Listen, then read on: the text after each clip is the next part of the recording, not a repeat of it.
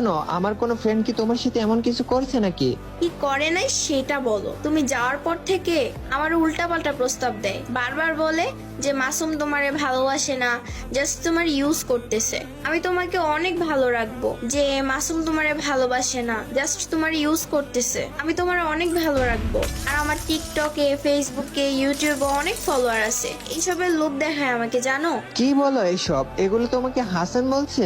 কি রে বন্ধু, তুই এগুলা করছস? আরো বলছি কি জানো, যদি আমি তোমারে ছেড়ে ওর সাথে রিলেশনে যাই, যদি তুমি কোনো ঝামেলা করো, ওই তোমার সাথে ফ্রেন্ডশিপ নষ্ট করে দিবে। হাই রে বন্ধু, তুই আমারে জাস্ট একবার বলতে যে তোর গার্লফ্রেন্ড লাগবে, তোর জন্য মায়ের লাইন লাগাই রাখতাম, বাট তুই আমার পিছনে এইভাবে ছুরি মারবি? তোর থেকে এটা আশা করি নাই। ও আরেকটা কথা বলতে ভুলে গেছি, কি কথা বলো শুনি। তুমি নাকি তারে একটা পিক দিছো আমার। হ্যাঁ দিছিলাম, ওই বলছিল ওর ভাবিরে দেখবে, তাই দিছিলাম। তুমি নাকি আমার পিক দেওয়ার পরে ওই সারা রাত আমার ওই পিক বুকে জড়িয়ে রেখে ঘুমায়। আর তুমি যাওয়ার পরে কি বলছে জানো? কি বলছে আমি যাওয়ার পরে শুনি?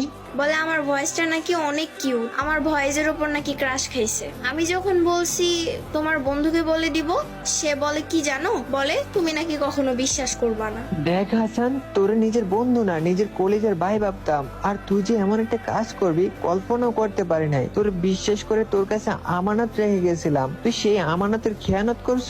তোরে আর আমার চোখের সামনে দেখতে চাই না, প্লিজ গ্রুপ থেকে বের হয়ে চলে যা। আর নেক্সট টাইম এই মাসুম নামে তোর কোনো বন্ধু ছিল এটা বলে যাইস। এখন জলদি গ্রুপ থেকে বের হ, নইলে কিক দিতে বাধ্য হব। বন্ধু তুই আমাকে সত্যি কিক দিবি? না, তুই এভাবে শুনবি না। ভালো থাকিস সারা জীবন, গুড বাই। যা বের হ গ্রুপ থেকে আমার।